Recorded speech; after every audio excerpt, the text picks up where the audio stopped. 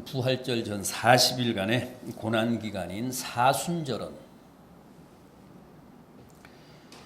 주님의 40일간의 광야 고행, 40일간의 광야 금식 기간에 그 근거를 두고 있습니다. 그래서 사순절 첫째 주일에는 대개 오늘 이 본문으로 설교하는 게 개신교의 오랜 전통입니다. 저도 거의 해마다 사순절 첫째 주일에는 이 본문을 택합니다.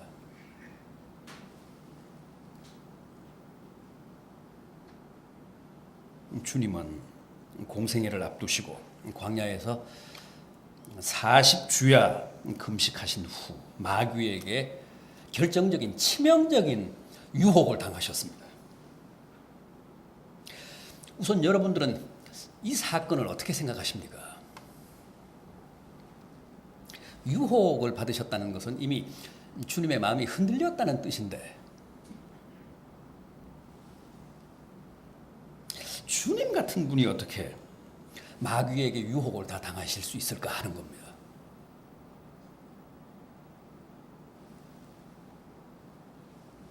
공자님은 40을 불혹의 나이라고 했잖아요. 불혹진년. 군자는 40이 되면 40이 되면 더 이상 유혹을 안 당한다는 겁니다.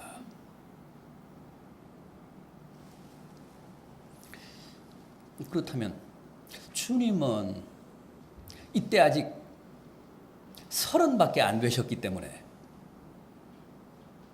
40이 되려면 아직 10년이나 더 있어야 하니까 수양이 부족해서 마귀에게 유혹을 당하신 겁니까?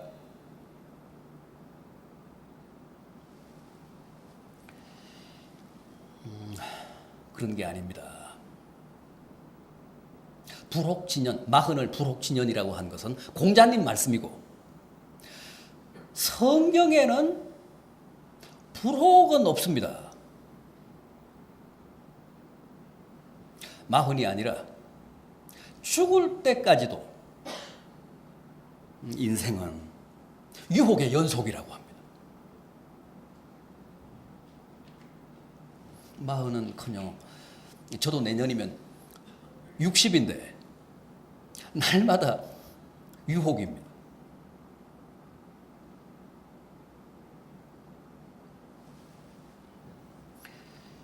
주님을 우선 보십시오. 공생에 처음 시작하실 때도 이렇게 마귀에게 유혹을 받으셨는데 마지막에도 유혹 앞에서 괴로워하시고 너무너무 힘들어하셨습니다. 십자가를 지시기 직전인 겟세마네에서 어떻게 하셨습니까? 마태복음 26장을 보면 이렇습니다.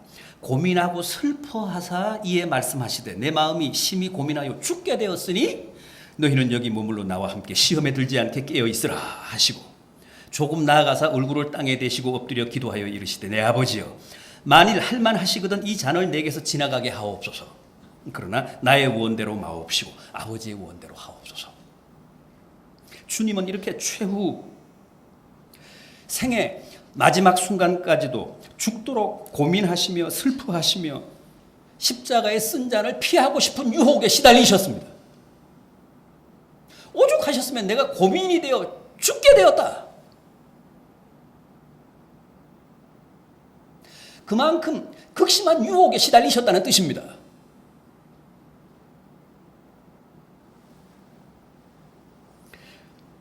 그럼에도 중요한 건 뭡니까? 주님은 한 번도 그 유혹에 패하신 적은 없었다는 겁니다. 죽도록 괴로워하셨지만 결국은 그 유혹을 다 이기셨습니다.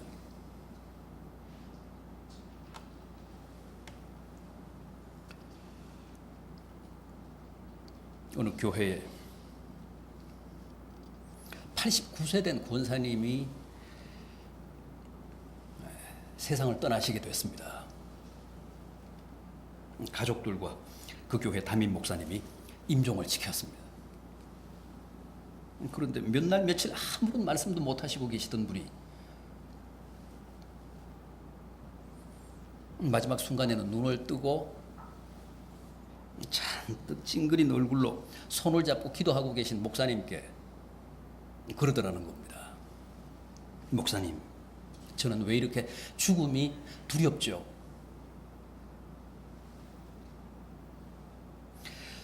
왜 이렇게 천국 갈 자신은 없고 그저 무섭기만 하죠?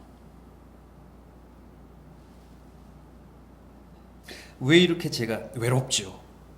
저 지옥 가면 어쩌죠? 너무너무 평생을 경건하게 살아오신 권사님이신데 죽음을 앞둔 순간에 그렇게 떨고 계시더라는 거예요. 목사님이 난감해서 권사님 걱정 마십시오. 주님도 돌아가실 때 그렇게 외로우셨고 그렇게 절망하셨습니다. 그래서 나의 하나님 어찌하여 나를 버리셨습니까? 그러시지 않았습니까? 그렇게 말씀하시고 운명하시지 않았습니까? 마귀가 지금 권사님의 믿음을 시험하고 있는 겁니다. 담대하십시오. 주님의 이름으로 마귀를 쫓으십시오.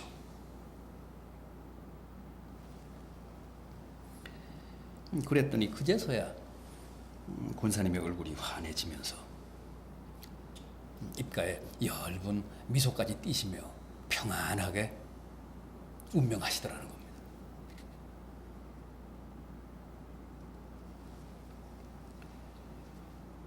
여러분, 우리는 죽는 순간까지도 마귀의 유혹에 시달릴 수밖에 없는 존재들입니다. 그 점에서 오늘 본문이 우리에게 소중합니다.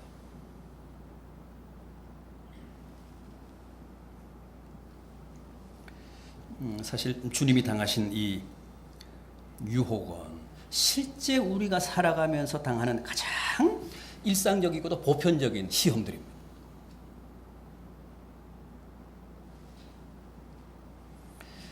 오늘 본문에 주님의 이 시험은 결코 주님만의 것이 아닙니다. 우리가 늘 살아가며 당하는 대표적인 시험들입니다. 그런데 주님이 선구적으로 그 시험을 다 이기셨다는 겁니다. 그래서 우리의 모델이 되셨습니다. 우리의 모범이 되셨습니다. 우리의 귀감이 되셨습니다.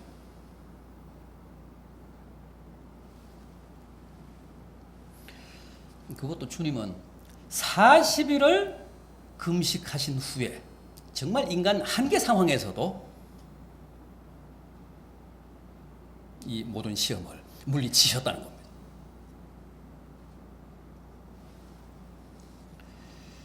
자, 그럼 주님이 우리를 대표해서 당하시고 또 모범적으로 이기신 시험들을 한번 구체적으로 보겠습니다. 첫 번째 시험이 뭐였습니까? 3절을 보십시오. 시험하는 자가 예수께 나와서 이르되 내가 만일 하나님의 아들이여든 명하여 이 돌들로 떡덩이가 되게 하라. 물질적인 시험입니다. 육체적인 시험입니다. 주님도 우리와 똑같은 육신을 가지신 분이셨습니다. 완전한 하나님이시면서 또 완전한 사람이셨기 때문에 주님도 안 드시면 배고프신 분이셨고 안 마시면 목마른 분이셨습니다. 그런 분이 광야에서 40주야를 금식하셨습니다. 우리는 하루만 굶어도 눈이 쑥 들어가는데 눈앞에 밥이 왔다 갔다 하는데 2, 3일 금식해 보십시오. 온갖 냄새가 다 내 코를 유혹합니다. 저 식리 바깥에서 하는 조리도 그 냄새가 다 내 코에 전달이 됩니다.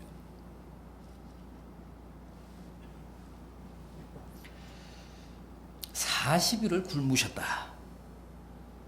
이건 더 이상의 말이 필요 없는 인간의 한계 상황입니다. 그런데 마귀를 보십시오. 그 틈을 놓치지 않고 주님을 시험했는데 어떻게 했습니까? 그러지 않아도 광야에 널린 모든 돌멩이들이 다 떡덩이로 보일 판인데 이 돌들을 떡이 되게 하라.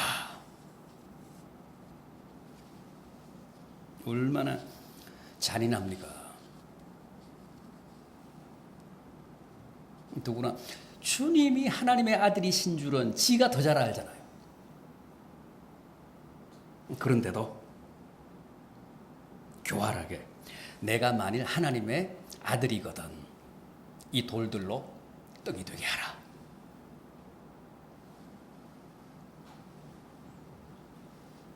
그러니까 주님으로서는 이제 꼼짝없이 돌로 떡을 만들어서 줄인 배도 채우시고 또 당신의 하나님 아들 되심도 이제 증명해 보여야 하는 그런 궁지에 몰리신 겁니다. 그럼에도 주님은 거기에서 단호하게 그 시험을 물리치셨습니다. 뭐라고 하셨습니까? 사람이 떡으로만 살 것이 아니요 오직 하나님의 입으로 나오는 모든 말씀으로 살 것이니라.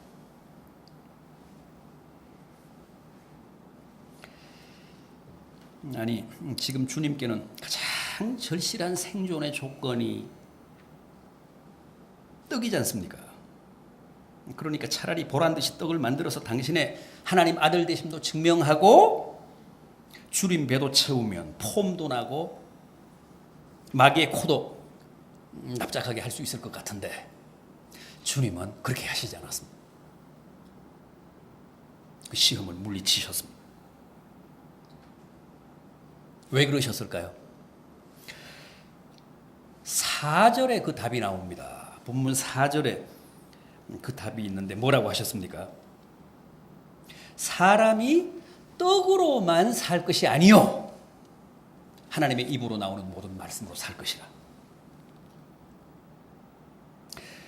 여러분 주님이 당시 당하신 그 첫 번째 시험의 본질이 바로 여기에 있습니다. 떡으로만 다시 말해서 마귀가 40일을 굶주리신 주님께 떡 절대주의, 물질 지상주의, 맘모니즘을 강요했다는 겁니다.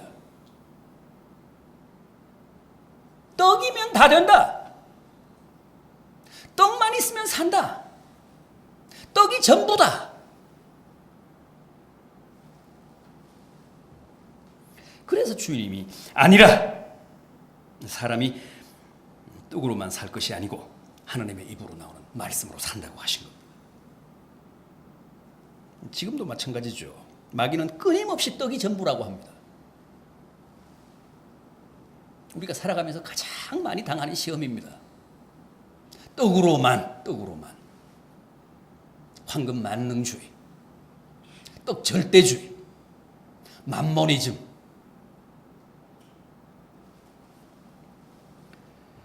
떡이 최고라는 겁니다. 떡만 있으면 못할 게 없고 떡만 많으면 누구나 최상의 행복을 누릴 수 있다고 합니다. 그래서 너도 나도 떡의 혈안이잖아요. 어떻게든 돌로 떡을 만들려고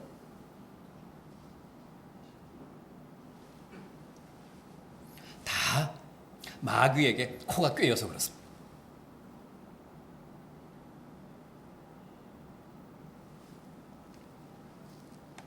다 떡으로만이라는 마귀의 유혹에 넘어간 소치입니다. 그런 점에서 현대인들은 다 에서의 후예들입니다. 에서가 팥죽 한 그릇에 자신의 영원한 운명을 팔았잖아요. 장자의 명분을 팔았잖아요. 바우스트처럼 악마에게 영혼을 팔았잖아요.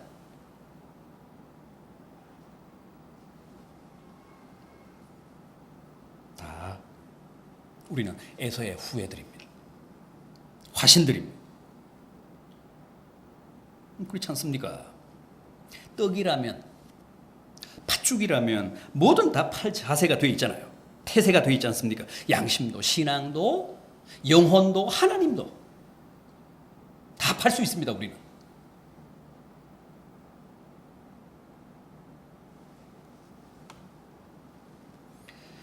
여러분, 짐승들에게는 그냥 떡만 있으면 됩니다. 하나님의 말씀은 필요 없습니다. 그러나 사람은 아닙니다. 사람은 떡만으로 안 됩니다. 하나님의 말씀이 있어야 합니다. 왜 그럴까요? 사람은 떡을 필요로 하는 육체만이 아니라 하나님의 말씀을 필요로 하는 영혼이 있기 때문에 그렇습니다. 인간은 영적인 존재잖아요. 우리의 영혼은 떡으로는 안 됩니다. 하나님의 말씀을 먹어야 합니다. 그럼에도 우리의 현실을 한번 보십시오. 모두가 떡에 미쳐서 돌로 떡을 만들려고 가진 억지를 다 부리고 온갖 반칙을 다 씁니다. 그래도 그렇지 어떻게 돌로 떡을 만듭니까? 우리 사회에 온갖 비리, 투기, 뇌물, 한탕주의, 불법, 편법 다 그거 돌로 떡 만들자는 거 아닙니까?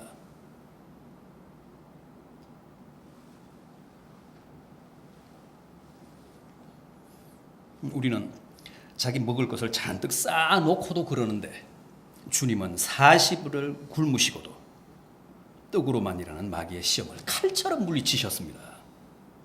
사람이 떡으로만 살 것이 아니요 하나님의 입으로 나오는 모든 말씀으로 살 것이라. 여러분, 우리는 이 말씀을 우리의 뼈에 새겨야 합니다.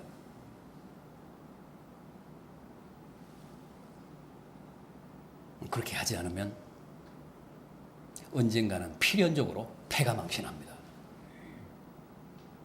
세상 사람들 장단처럼 우리도 떡이 제일이라고 날뛰며 돌로 떡을 만들려고 하다가 보면 결국은 우리의 영혼을 팔게 됩니다.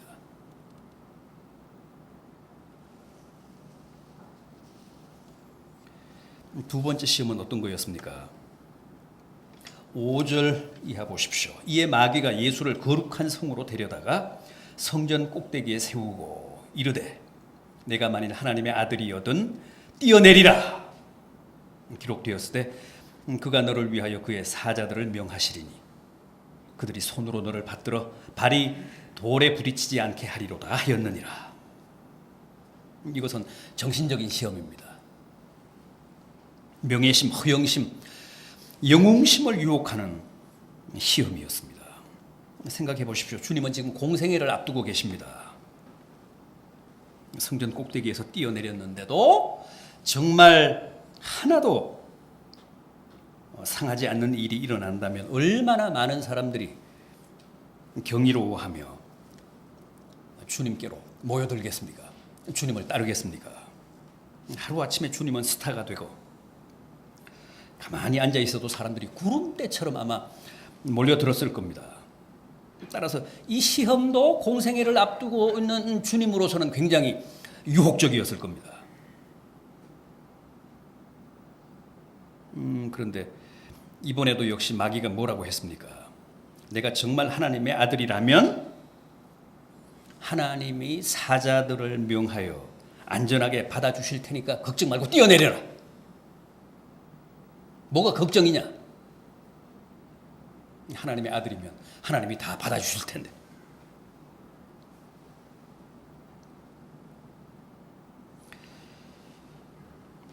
그러니까 이번에도 주님은 뛰어내려서 자신이 정말 하나님의 아들이심을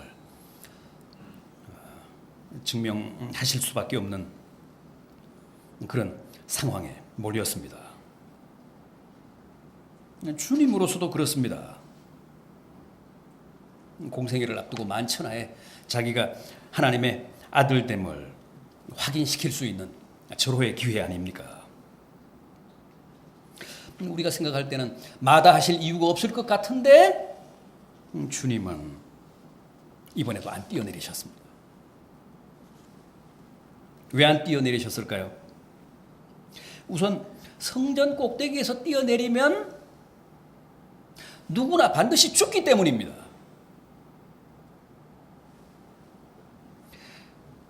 성전 꼭대기에서 뛰어내리면 누구도 뼈를 못 추립니다. 정말 율동공원에 가서 번지점프를 하면 살아도 성전 꼭대기에서 뛰어내리고도 살 사람은 없습니다. 반드시 그리고 확실하게 죽습니다. 여러분 생각해 보십시오. 하나님이 무슨 할 일이 없어서 우리의 천한 허영심이나 영웅심 같은 걸 채워주시려고 천사들을 보내사 성전 꼭대기에서 뛰어내리는 사람을 사뿐하게 받아주시겠습니까? 그런 짓은 안 하십니다. 성전 꼭대기에서 뛰어내리면 그냥 잘 죽도록 내버려 두십니다.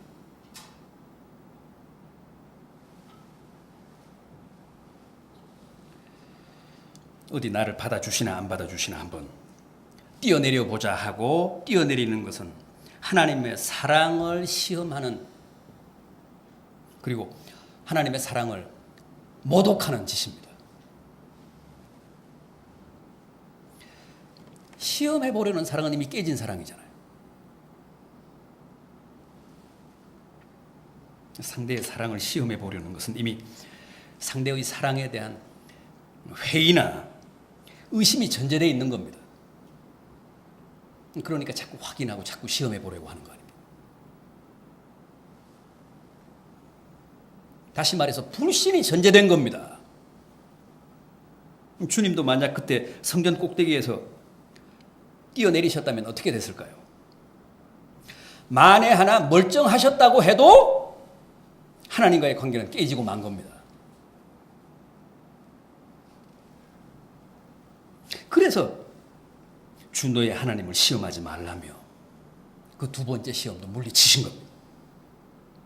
전에 가끔 그런 사람들이 있었습니다. 하나님의 능력을 내가 시험해 보이겠다며 쥐약 마시고 무슨 농약 마시는 사람들. 그 사람들 다 어떻게 됐습니까? 제가 알기로는 다 죽었습니다. 확실하게 죽었습니다. 농약 마시고 쥐약 마시고도 산 사람은 없었습니다. 제대로 죽은 거죠. 하나님은 절대 그런 사람 안 살려주십니다. 그 장난치는 사람들.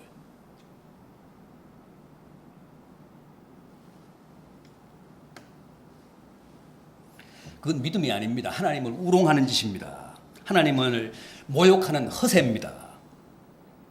유치한 인간적인 만용입니다. 그 장단에 하나님은 절대 춤추시지 않습니다. 그냥 잘 죽게 내버려 두십니다.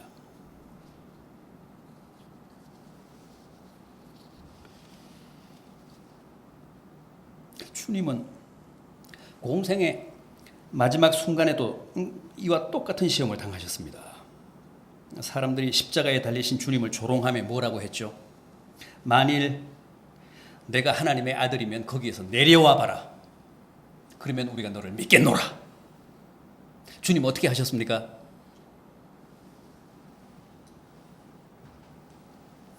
글쎄 저만 같아도 그래 요놈들아 하고 내려와서 당장 그것들 따귀를 한 대씩 갈기로 다시 올라갔을 텐데 주님은 끝까지 그렇게 하시지 않았습니다.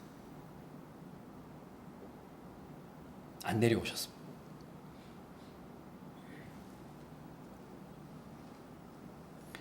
하나님은 끝까지 우리의 믿음의 대상이지 시험의 대상이 아니십니다. 사랑의 대상이지 무슨 확인이나 증명의 대상이 아니십니다. 아까도 말씀을 드렸듯이 누가 나를 사랑한다고 하면서 자꾸만 내 사랑을 시험하려고 하면 얼마나 짜증날까요? 얼마나 불쾌할까요? 사랑은 신뢰인데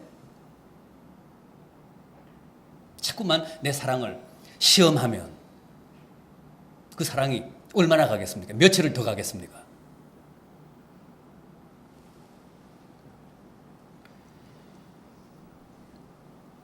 하나님을 시험하지 마십시오. 그거 불쾌한 노릇입니다. 하나님의 사랑에 대한 모욕입니다. 이제 마지막 세 번째 시험입니다. 8절 이하입니다. 마귀가 또 그를 데리고 지극히 높은 산으로 가서 천하 만국과 그 영광을 보여 이르되 만일 내게 엎드려 경배하면 이 모든 것을 내게 주리라.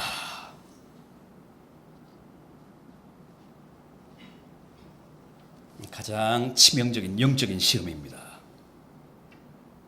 이것은 돌로 떡을 만들라는 물질적인 시험이나 무슨 성전 꼭대기에서 뛰어내리라는 정신적인 그 유혹과는 차원이 다른 하나님을 배반하라는 겁니다.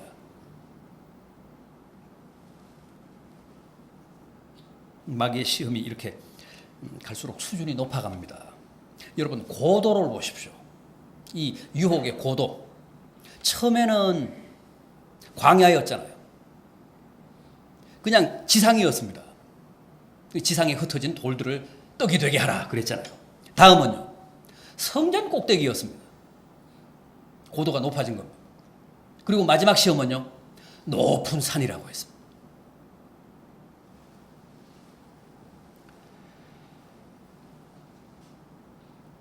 이게 당시 주님이 당하신 시험의 난이도를 뜻합니다. 점점 더 높아집니다.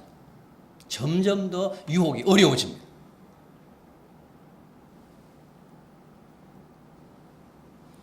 마지막 시험 얼마나 유혹적입니까?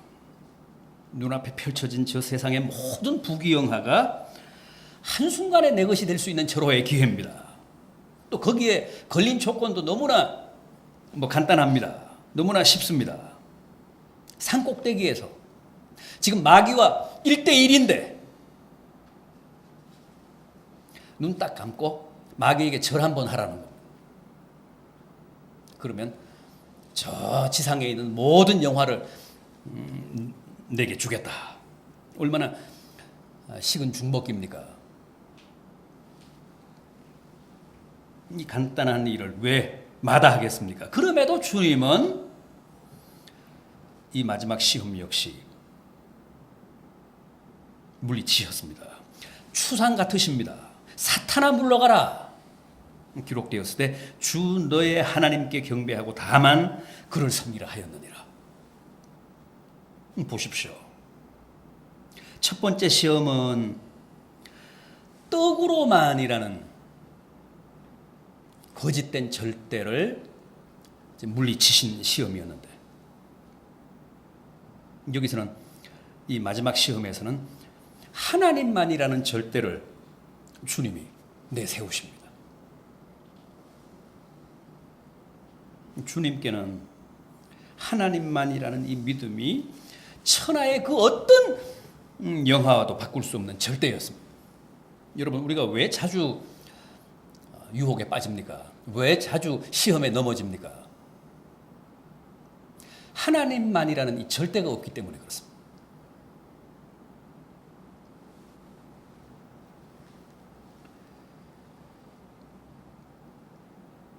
성전 꼭대기에서 뛰어내려서라도 하나님의 사랑을 확인하고 싶은 유혹에 시달리고, 또 마귀에게 자주 절함으로 하나님을 배신하는 죄악에 빠지는 이유, 이 하나님만이 없기 때문에 그렇습니다.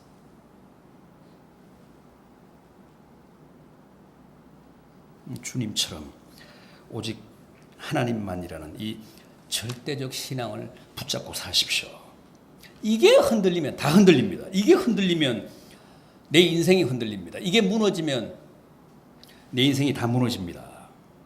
여러분, 마귀의 시험에는 백신이 없습니다. 마귀의 시험에는 내성도 없습니다. 한 차례 지나갔다고 다시 안 오는 게 아닙니다. 아까 말씀드린 대로 죽을 때까지 같은 시험이 계속됩니다.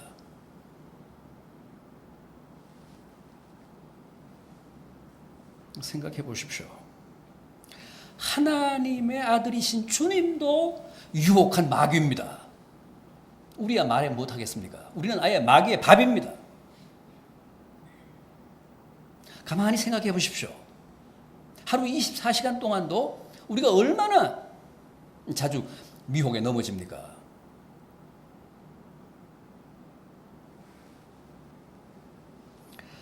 정말 정신 차리지 않으면, 이 하나님이라고 하는 절대를 붙잡고 늘어지지 않으면 평생 마귀에게 끌려다니며 농락당하다가 인생 망칩니다. 인생 종칩니다.